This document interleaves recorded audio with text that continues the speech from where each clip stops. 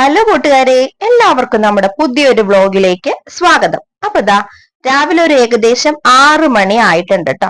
കുറച്ചൊക്കെ എഡിറ്റ് ചെയ്യാനുണ്ടായിരുന്നു, അതൊക്കെ എഡിറ്റ് ചെയ്തു. മക്കളുടെ യൂണിഫോം ഒക്കെ ഒന്ന് തേക്കാനുണ്ടായിരുന്നു, അതൊക്കെ തേച്ച് വെച്ചിട്ടാണ് ഞാൻ അടുക്കളയിലേക്ക് വന്നത്.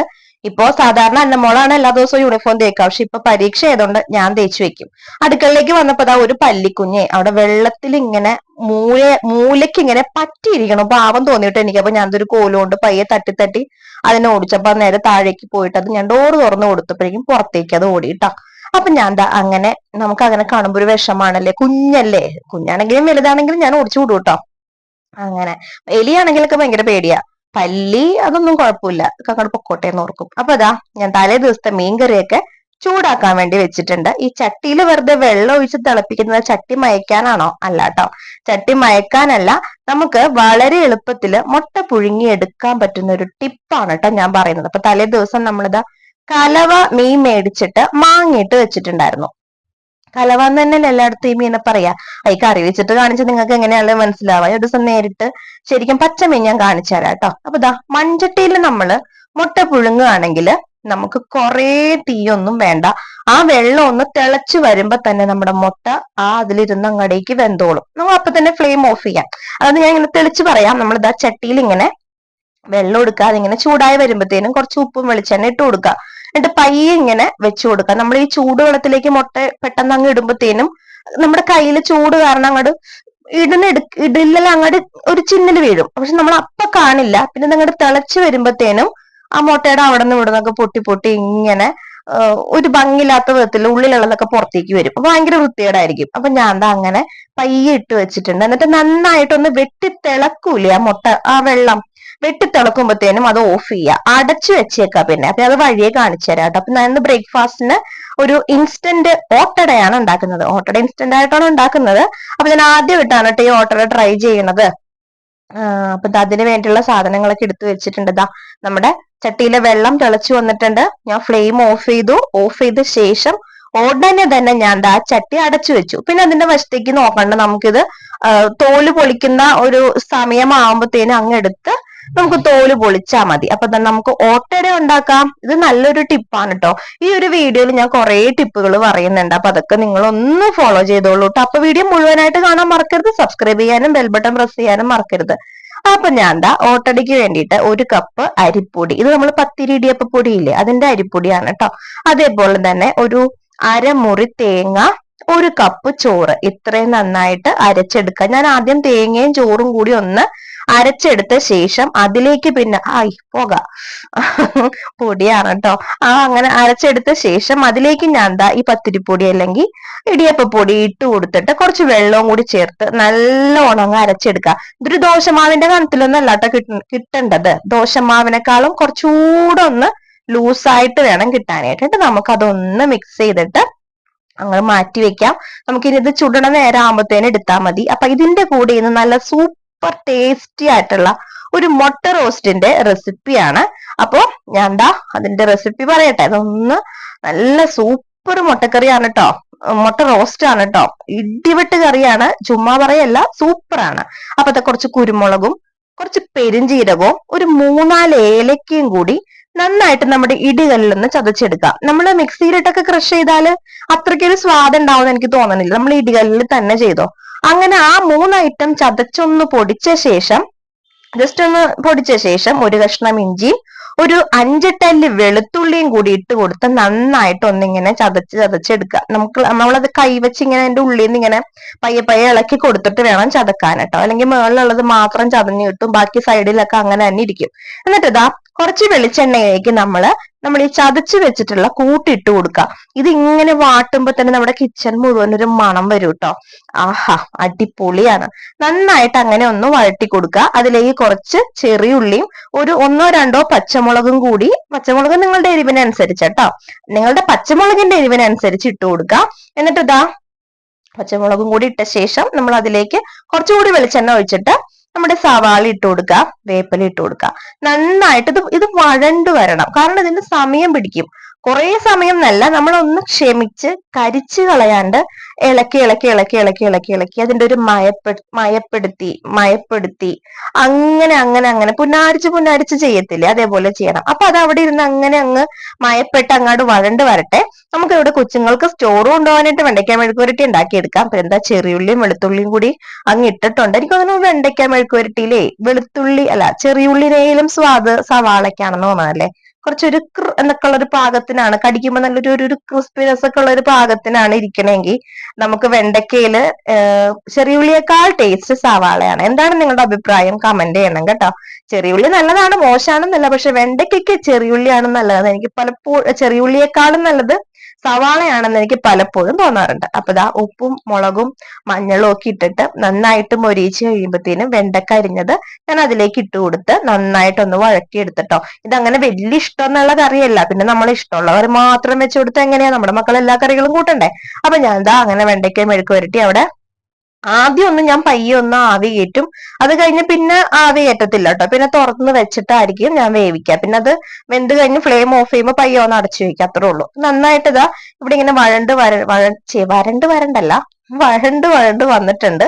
നമുക്ക് അതിലേക്ക് മഞ്ഞൾപ്പൊടി ഇട്ട് കൊടുക്കാം, കുറച്ച് മല്ലിപ്പൊടി ഇട്ട് കൊടുക്കാം, അതേപോലെ കുറച്ച് സാധാരണ മുളക് പൊടി, നമ്മൾ എരിവിനിടുന്ന മുളക് പൊടി, പിന്നെ ബീഫ് മസാലയോ ചിക്കൻ മസാലയോ എന്താന്ന് വെച്ചാൽ ഉള്ളത് ഇട്ട് കൊടുക്കുക. ഇനിയിപ്പോ ഇത് രണ്ടും ഇല്ലെങ്കിൽ ഗരം മസാല ഇട്ടാലും മതി. ഇത്ര ഇട്ടിട്ട് നന്നായിട്ടൊന്ന് ഇളക്കി കൊടുക്കുക. അത് അവിടെ ഇരുന്ന പൊടിയുടെ മണം മാറട്ടെ. അപ്പൊ നമ്മുടെ വെണ്ടയ്ക്കയിലെ വഴുവഴുപ്പ് മാറ്റാൻ കുറച്ച് നാരങ്ങ നീര്, കുരു വീഴരുത് കേട്ടോ, അപ്പൊ കഴിക്കും. കുരു വീഴാണ്ട് കുറച്ച് നാരങ്ങ നീര് അതിലേക്ക് ഒഴിച്ചു കൊടുക്കാം. എന്നിട്ടൊന്ന് ഇളക്കി വെച്ചിട്ട് പയ്യെ ഒന്ന് അടച്ചു വെച്ചേക്കുക, അത്രേ ഉള്ളൂ. പിന്നെ ആ വെണ്ടയ്ക്ക് അവിടെ ഇരുന്ന് ആവിയിലിരുന്ന് വെന്തോളും. അപ്പൊ നമ്മുടെ പച്ചമണമൊക്കെ മാറി വരുന്ന നമ്മുടെ മുട്ട റോസ്റ്റിന്റെ ആ ഒരു ഇതിലേക്ക് ഗ്രേവി ആക്കി എടുക്കണ്ടേ. അപ്പൊ നമുക്ക് തക്കാളി ഇട്ട് കൊടുക്കാം കേട്ടോ. ഇത് നല്ല ബെസ്റ്റ് മുട്ട റോസ്റ്റ് റെസിപ്പിയാണ് കേട്ടോ, മസ്റ്റ് ട്രൈ ആയിട്ടാണ്, സൂപ്പർ ആണ്. അപ്പൊ അത് അവിടെ ഇരുന്ന് അങ്ങനെ ഉടഞ്ഞു വരട്ടെ. അപ്പോഴേക്കും നമുക്ക് വെണ്ടയ്ക്ക മെഴുക്കുവരട്ടിയുടെ കൂടെ സൈഡായിട്ട് മാങ്ങാ ചമ്മന്തി, കുറച്ച് അരഞ്ഞു പോയൊരു മാങ്ങാ ചമ്മന്തിയുടെ കാര്യം ഞാൻ ഷോർട്സിൽ പറഞ്ഞായിരുന്നു. കാരണം എനിക്ക് രാവിലെ എപ്പോഴത്തേനും അമ്മയുടെ ഫോൺ വന്നു. അപ്പൊ അമ്മേനോടൊന്ന് സംസാരിച്ചിരുന്ന സമയത്ത് ഞാൻ മിക്സിയിൽ ഇതാക്കിയിട്ടാണ് സംസാരിച്ചത്. അപ്പൊ ഞാൻ പെട്ടെന്ന് സംസാരം കഴിഞ്ഞ് വന്നു, പക്ഷെ അപ്പോഴേക്കും ഇതൊന്ന ചമ്മന്തി പരുവത്തിലല്ല, ചമ്മന്തിയേക്കാൾ ഒരു ചട്നി പരുവത്തിലാണ് അരഞ്ഞു വന്നത്. അപ്പൊ അതാ പച്ചമുളകും 2-3 കഷ്ണം മാങ്ങയും കുറച്ച് ചെറിയുള്ളിയും ഒരു അരമുറി തേങ്ങയും 2 ഇതള് വേപ്പിലയും കൂട്ടിയിട്ട് അരച്ചു. അപ്പൊ ഇതാ അരഞ്ഞങ്ങ് പോയി. അപ്പൊ ഞാൻ ചമ്മന്തി ആക്കി എടുക്കാണ് കേട്ടോ. ഞാൻ ഈ മിക്സിയുടെ ജാറിൽ തന്നെയാണ് വെച്ചത്. കുറച്ച് പച്ചവെളിച്ചെണ്ണയും കൂടി ഒഴിച്ചിട്ട് മിക്സ് ചെയ്ത് അവിടെ വെച്ചിട്ടുണ്ട്. അപ്പൊ ദാ നമ്മുടെ വെണ്ടയ്ക്ക മെഴുക്ക് പുരട്ടി നല്ല സൂപ്പർ ആയിട്ട് റെഡി ആയിട്ടുണ്ട്. ഒട്ടും തന്നെ നോളപ്പില്ല കേട്ടോ, ആ വഴുവഴുപ്പില്ല. നാരങ്ങ നീര് ചെല്ലുമ്പോഴാണ് അങ്ങനെ പറ്റണത്. അപ്പൊ നമുക്ക് മുട്ട പുഴുങ്ങി എടുക്കാനുള്ള ടിപ്പും കിട്ടി, വെണ്ടയ്ക്കയില് ആ ഒരു നോളപ്പ്, ആ ഒരു വഴുവഴുപ്പ് മാറാനുള്ള ടിപ്പും കിട്ടി. അപ്പൊ നമ്മുടെ മുട്ട റോസ്റ്റിന്റെ മസാല നന്നായിട്ട് അങ്ങ് തക്കാളിയൊക്കെ ഉടഞ്ഞ് നല്ല കുറുകി വരുമ്പോ അതിലേക്ക് നമുക്ക് ഇതാ നമ്മുടെ തേങ്ങാപ്പാല് ഒഴിച്ചു കൊടുക്കുക. 1-ാം പാല് 2-ാം പാലൊന്നുമില്ല, ആദ്യത്തെ പാല് തന്നെ അങ്ങാട്, ആ കട്ടിപ്പാല്, ഒറ്റ പാലേ ഉള്ളൂ, അങ്ങോട്ട് ഒഴിച്ചു കൊടുത്തിട്ട് ഇതാ നമ്മുടെ മല്ലിച്ചപ്പും കുറച്ച് കറിവേപ്പിലയും കൂടി ഇടാം. മല്ലിച്ചീര ഇടുന്നത് എപ്പോഴും നല്ലതാണ് കേട്ടോ, ഹൃദയ സംബന്ധമായ അസുഖങ്ങൾ വരാതിരിക്കാനൊക്കെ നല്ലതാന്ന് പറയും. അപ്പൊ അതെല്ലാം അങ്ങ് ഇട്ട് കൊടുക്കാം, അത് അവിടെ ഇരുന്നോട്ടെ. ഇനിയിപ്പോ നമുക്ക് മുട്ട പൊളിച്ചിടുന്ന നേരത്ത് അങ്ങ് ഇട്ടാ മതിയല്ലോ. അപ്പൊ നമുക്ക് നമ്മുടെ മുട്ട നോക്കാം. ഇങ്ങനെ ചെയ്യുമ്പോഴുള്ളൊരു ഗുണം എന്താന്ന് വെച്ചിട്ടുണ്ടെങ്കിൽ ഉണ്ടല്ലോ, ഗ്യാസ് നമുക്ക് ലാഭമാണ്. ആ വെള്ളം തിളക്കുന്ന സമയം മാത്രം മതി, കുക്കറിൽ അടിക്കണ്ട. കുക്കറിലിട്ട് അടിക്കുമ്പോഴത്തേനും മുട്ടയ്ക്കൊരു മഞ്ഞ കളർ വരും. നിങ്ങൾ ശ്രദ്ധിച്ചിട്ടുണ്ടോ? മുട്ടയുടെ ആ വെള്ളയ്ക്ക് ആ വൈറ്റ് പോർഷൻ ഇല്ലേ, മുട്ടയുടെ തോലല്ല കേട്ടോ, ആ ഒരു വൈറ്റ് പോർഷൻ വേറൊരു പ്യോർ മഞ്ഞ എന്നല്ല, ഒരു മഞ്ഞ കളർ പോലെ വരും. അപ്പൊ ഇതാകുമ്പോ പെട്ടെന്ന് നമുക്ക് പൊളിച്ചെടുക്കാം, അതിന്റെ ആ ഒരു കളർ നഷ്ടപ്പെടില്ല. അപ്പൊ നമുക്ക് ഇനി ഓട്ടട ഉണ്ടാക്കിയെടുത്താലോ. ഞാൻ ആദ്യമായിട്ട് ട്രൈ ചെയ്യുന്നതാണ്. ചിലപ്പോ ഇത് പെർഫെക്റ്റ് ഓട്ടടയൊന്നും ആയിരിക്കില്ല കേട്ടോ, എന്നാലും എനിക്കിത് ഓട്ടടയാണ്. അങ്ങനെതാ ഞാൻ അവിടെ ഓട്ടടയ്ക്കുള്ള ആ മാവിലേക്ക് കുറച്ച് ഉപ്പിട്ട് കൊടുക്കുന്നുണ്ട്. ചില ആൾക്കാർ പഞ്ചസാര ഇടും. ഇപ്പൊ ഞാൻ കരുതി ഇനി ഞാൻ ആദ്യമായിട്ട് ഉണ്ടാക്കുന്നോണ്ട് ഇനി പഞ്ചസാര ഇട്ടാൽ എന്തെങ്കിലും ഇതായാലോ നോട്ട് ഉപ്പാണ് ഇട്ടത്. എന്നിട്ട് ഇതാ ഇങ്ങനെ കോരി ഒഴിച്ചിട്ട് നമ്മൾ ഇങ്ങനെ ചുറ്റിക്കൊന്നും വേണ്ട. എനിക്കിത് ഓട്ട വരുമോ എന്നുള്ള പേടിയായിരുന്നു കേട്ടോ, പക്ഷെ ഓട്ട വന്നു. ഇങ്ങനെ ഓട്ട വരുന്നോണ്ടാണോ ഇതിനെ ഓട്ടടാന്ന് വിളിക്കുന്നത് അറിയില്ല. അപ്പൊ ഇതാ അങ്ങനെ എന്തായാലും എന്റെ ഓട്ടടയിൽ ഓട്ട വന്നിട്ടുണ്ട്. അപ്പൊ അതങ്ങനെ ഇങ്ങനെ ഓട്ട വന്ന ശേഷം മാത്രമേ ഇത് അടച്ചു വെക്കാവൂ കേട്ടോ. അല്ലെങ്കിൽ നമ്മൾ ഇത് ഒഴിച്ച ഉടനെ തന്നെ ഇത് അടച്ചു വെക്കുകയാണെങ്കിൽ ഓട്ട വരില്ല. ഞാൻ അങ്ങനെ നോക്കിയായിരുന്നു, എന്റെ ധൃതിക്ക് ഞാൻ ഒഴിച്ച പാടി തന്നെ അടച്ചു വെച്ചപ്പോഴത്തേനും ഇല്ലേ ഓട്ട വന്നില്ല.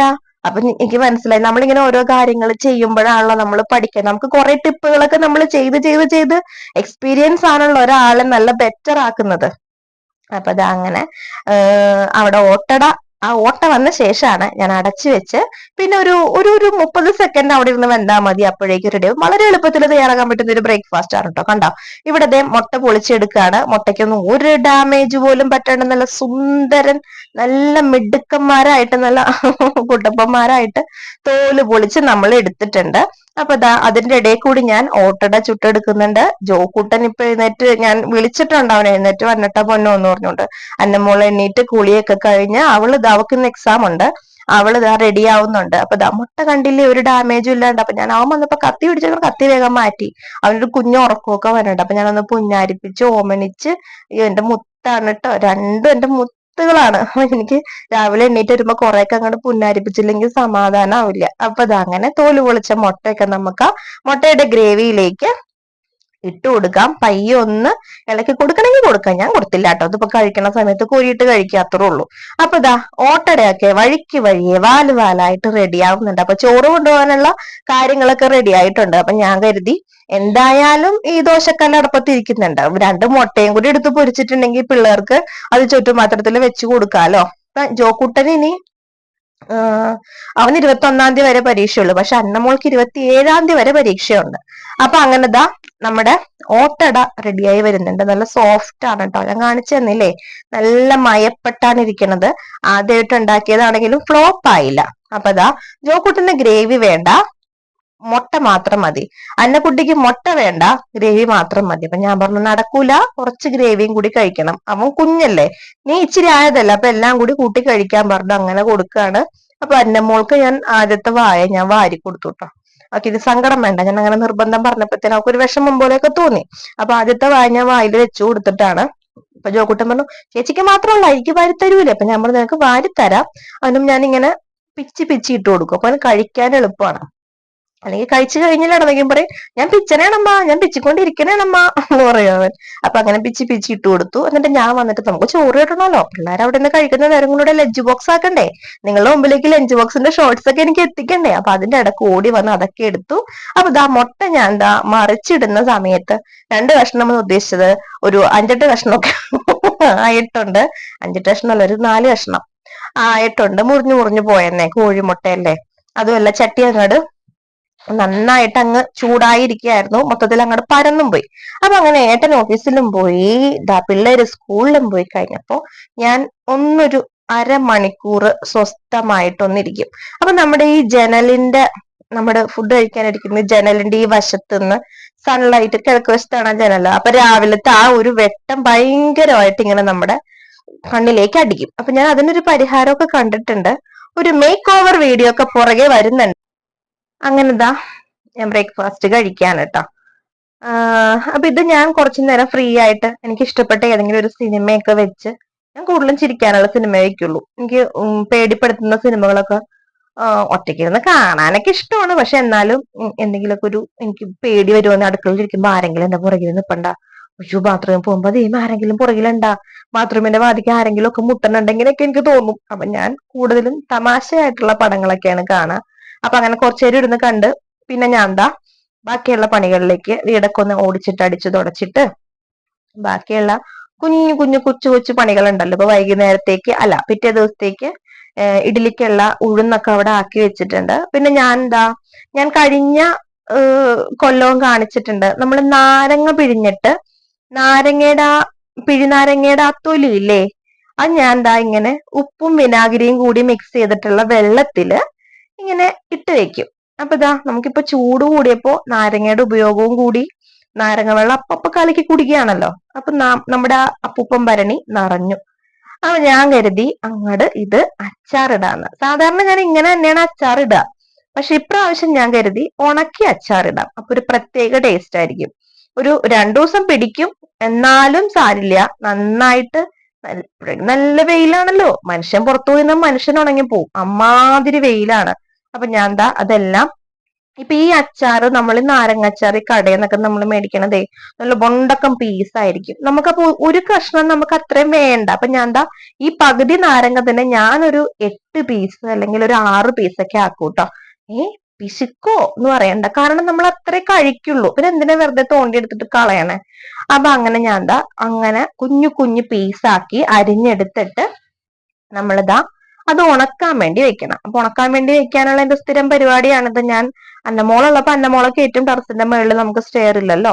അപ്പൊ ഞാൻ ഇപ്രാവശ്യം അന്നമോളില്ല, അപ്പൊ ഞാൻ തന്നെ കേറാന്ന് കരുതി. എന്നിട്ട് ഞാൻ എന്താ ഒന്ന് മേളിലാകാണ്ട് മീതക്ക് മീതെ ആകാണ്ട് അങ്ങനെ ഇങ്ങനെ ഓവർലാപ്പ് ആവാണ്ട് എല്ലാം ഇങ്ങനെ ഇങ്ങനെ ഇങ്ങനെ ഇങ്ങനെ ഇട്ടിട്ടുണ്ട്. നമുക്കിത് ഉണക്കി എടുക്കത്. ഉണങ്ങി വരുമ്പോ എന്തൊരു മണാണെന്ന് അറിയാമോ? നല്ല രസമാണ്. രാത്രി നമ്മൾ അല്ല സന്ധ്യയാകുമ്പോ നമ്മളത് എടുത്ത് അകത്ത് വെക്കുമല്ലോ.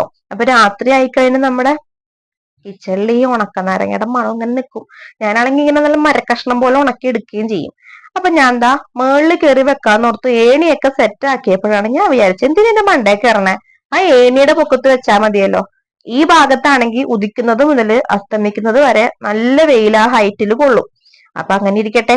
അപ്പൊ ഞാൻ എന്താ നമ്മുടെ വീടിന്റെ ആ ഒരു അടുക്കളയുടെ ആ ഒരു ഇടനാഴിയുടെ സൈഡില് അങ്ങനെ വെച്ചിട്ടുണ്ട് കേട്ടോ. നമ്മുടെ വീട്ടിൽ കുറച്ച് പണികളൊക്കെ നടക്കാൻ പോകുന്നുണ്ടെന്ന് ഞാൻ പറഞ്ഞായിരുന്നു. അപ്പൊ അതിന്റെ ഭാഗമായിട്ട് കുറേ അല്ലറ ചില്ലറ സാധനങ്ങളൊക്കെ പുറത്ത് നമ്മൾ ഇട്ടിട്ടുണ്ട്. അപ്പൊ പണി എന്താന്നൊക്കെ ഞാൻ പുറകെ പറയാട്ടോ. അതിനൊക്കെ ഇച്ചിരി സമയം പിടിക്കും. അപ്പൊ അത് കഴിഞ്ഞിട്ട് ഞാൻ പറയാം. അപ്പൊ അതെല്ലാം കഴിഞ്ഞപ്പോഴാണ് എന്റെ കൂട്ടുകാരത്തി ലിഡിയ എനിക്കൊരു കുന്ന് ചെടി കൊണ്ടുവന്ന് തന്നത്.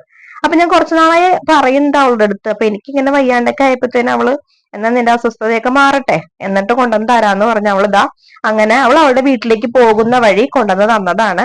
ഇതിപ്പോ സ്നേക്ക് പ്ലാന്റിന്റെ 2 വെറൈറ്റി ഉണ്ട്. കലേഡിയും ഉണ്ട്, പിന്നെ aglaonema red lipstick, aglaonema red lady എന്ന് പറഞ്ഞിട്ടുള്ള പിങ്ക് ലേഡി എന്ന് പറഞ്ഞിട്ടുള്ള വേറെ ഒരു ചെടി. ഇതാണ് അഗ്ലോണിമ പിങ്ക് ലേഡി എന്ന് പറയുന്നത് കേട്ടോ. എന്റെ പേര് ശരിയാണോ എന്ന് എനിക്കറിയില്ല. ഇത് അഗ്ലോണിമ റെഡ് ലിപ്സ്റ്റിക്, അതെനിക്ക് ഉറപ്പാണ് അതാണ്. മറ്റേത് പിങ്ക് ലേഡി ആണെന്ന് തോന്നുന്നു. ആണ്. ഇത് സ്നേക്ക് പ്ലാന്റിന്റെ വെറൈറ്റി ഉണ്ട്. അപ്പൊ ഞാൻ എന്താ നമ്മുടെ ചട്ടിയിലുണ്ടായിരുന്ന എല്ലാ മണി പ്ലാന്റും പറിച്ചെടുത്തു. നമ്മുടെ വീടിന്റെ മുറ്റത്തെ ബോഗൻവില്ല പൂത്തൊലഞ്ഞങ്ങനെ അയ്യോ എന്നാ ഭംഗിന്നറിയോ, എന്ത് രസാന്നറിയോ. അപ്പൊ ഇത് കണ്ടിട്ടുള്ള ആൾക്കാര് നമ്മുടെ വീട്ടിന്റെ ഫ്രണ്ടിലേ പോകുമ്പോ ഇതിങ്ങനെ പൂത്ത് നിൽക്കുന്ന ആൾക്കാർ ഇത് കണ്ടിട്ടുണ്ടെങ്കിൽ ഒന്ന് കമന്റ് ബോക്സിൽ പറഞ്ഞേക്കണേ കേട്ടോ. അപ്പൊ അത് അത്രയ്ക്ക് നല്ല രസമില്ലേ കാണാനായിട്ട്. കാരണം എന്റെ വീടിന്റെ പരിസരത്തുള്ള ആൾക്കാരൊക്കെ എന്റെ വ്ളോഗ് കാണുന്നവരുണ്ടേ. നല്ല ഭംഗിയല്ലേ ഇത് കാണാനായിട്ട്. അപ്പൊ ഞാൻ ആ മണി പ്ലാന്റ് എല്ലാം പറിച്ചെടുത്തതിന് വീടിന്റെ അകത്ത് വെക്കാം. നമ്മൾ അന്ന് മീഷോയിൽ നിന്ന് 5 ഫ്ലവർ പോട്ട് മേടിച്ചിട്ടുണ്ടായിരുന്നല്ലോ.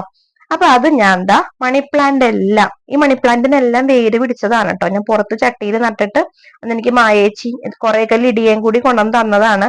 അപ്പൊ ഞാൻ അതിനെല്ലാം വേര് പിടിപ്പിച്ചിട്ടുണ്ടായിരുന്നു പുറത്ത് ചട്ടിയിൽ നട്ടിട്ട്. അതെല്ലാം ഞാൻ ഈ കളർ ചട്ടികളിലാക്കി. അപ്പൊ നമ്മുടെ ഹോളില് ടിവിയുടെ സൈഡിലായിട്ട് ഒരു സ്റ്റാൻഡ് ഉണ്ട്. ഒരു പ്ലാന്റിന്റെ സ്റ്റാൻഡാണ് ശരിക്കും അത്. ചെടിയൊക്കെ വെക്കുന്ന സ്റ്റാൻഡാണ്. പക്ഷെ അത് ചെടി വെക്കാം, അതേപോലെ തന്നെ പുസ്തകങ്ങളൊക്കെ വെക്കാം. അപ്പൊ അതിനുപയോഗിക്കുന്ന സ്റ്റാൻഡാണ്. പക്ഷെ ഞാൻ ഇതുവരെ ചെടി വെച്ചിട്ടില്ല. ചെടി വെച്ചിട്ടുണ്ടോ ഒരെണ്ണം ഒക്കെ, പക്ഷെ ഫുള്ളായിട്ട് വെച്ചിട്ടില്ല. ഞാൻ കുറെ അല്ലറ ചില്ലറ സാധനങ്ങളും കുറച്ച് കുഞ്ഞു കുഞ്ഞു കളിപ്പാട്ടം പോലത്തെ ടോയ്സ് ഒക്കെ ഇല്ലേ, അങ്ങനെയുള്ളതൊക്കെയാണ് വെച്ചിട്ടുള്ളത്. അപ്പൊ ഞാൻ 5 ചെടിച്ചട്ടിയിലും മണി പ്ലാന്റ് നട്ടിട്ട് അകത്തേക്ക് എടുത്തു വെച്ചിട്ടുണ്ട്. നല്ല ഭംഗിയുണ്ട് കേട്ടോ കാണാൻ. എനിക്ക് നമ്മുടെ വീട് ഭംഗിയായിട്ട് വെക്കാൻ ഇഷ്ടമില്ലാത്ത ആരെങ്കിലും ഉണ്ടോ? എനിക്ക് ഏറ്റവും ഇഷ്ടമുള്ള കാര്യമാണ് നമ്മുടെ വീട് നല്ല ഭംഗിയിൽ വെക്കുക. ഒരാൾ കയറി വരുമ്പോ നന്നായിട്ടുണ്ടല്ലോ, നല്ല ഭംഗിയുണ്ടല്ലോ കാണാൻ, അവരിങ്ങനെ നോക്കില്ലേ, കണ്ണു പെടാണ്ട് നോക്കില്ലേ.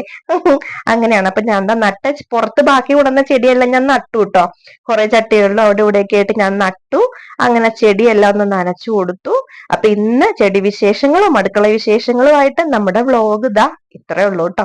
അപ്പൊ നമ്മുടെ ചാനലിലേക്ക് പുതുതായിട്ട് വന്നിട്ടുള്ള ആരെങ്കിലും ഉണ്ടോ? ആരെങ്കിലും ആദ്യമായിട്ട് നമ്മുടെ വീഡിയോ കാണുന്നവരുണ്ടോ? സബ്സ്ക്രൈബ് ചെയ്യാണ്ട് കാണുന്നവരുണ്ടോ? ഉണ്ടെങ്കിൽ ഒന്ന് സബ്സ്ക്രൈബ് ചെയ്തേക്കണേ. തൊട്ടടുത്തുള്ള ബെൽ ബട്ടണും കൂടി ഒന്ന് പ്രസ് ചെയ്തേക്കണം. അപ്പോഴേ ഞാൻ എന്തെങ്കിലും വീഡിയോസ് ഒക്കെ ഇടുമ്പോൾ നിങ്ങൾക്ക് നോട്ടിഫിക്കേഷൻ കിട്ടുള്ളൂ. അങ്ങനെ പിന്നെ എന്തെങ്കിലും സജഷൻസ് ഒക്കെ ഉണ്ടെങ്കിൽ നിങ്ങൾക്ക് കമന്റ് ബോക്സിൽ പറയാട്ടോ. അത് കേൾക്കാനാണല്ലോ നമ്മൾ ഈ കമന്റ് ബോക്സ് ഇങ്ങനെ ഓപ്പൺ ആക്കി വെച്ചിരിക്കുന്നേ. അപ്പൊ ഇതാണ് കേട്ടോ നമ്മുടെ പുറത്തത്തെ വ്യൂ. നല്ല ഭംഗിയില്ലേ കാണാനായിട്ട്. അപ്പൊ വീഡിയോ കണ്ട എല്ലാവർക്കും ഒത്തിരി ഒത്തിരി സ്നേഹത്തോടെ താങ്ക് യു.